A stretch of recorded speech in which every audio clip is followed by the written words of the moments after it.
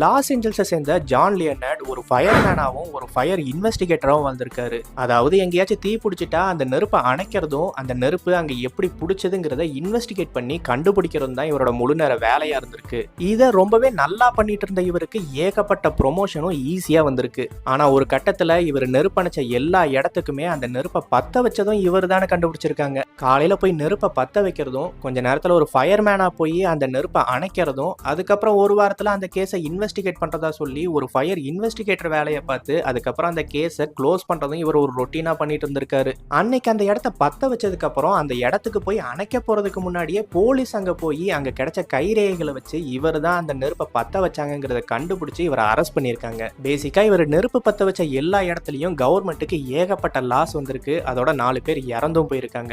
So உடனே இவரை arrest பண்ணி ஜெயிலுக்குள்ள தள்ளியிருக்காங்க. இப்போ நம்ம பார்த்தது வெறும் ஒரே ஒரு எக்ஸாம்பிள் தான். இதே மாதிரி லிஸ்ட்ல இன்னும் 9 பேர் இருக்காங்க.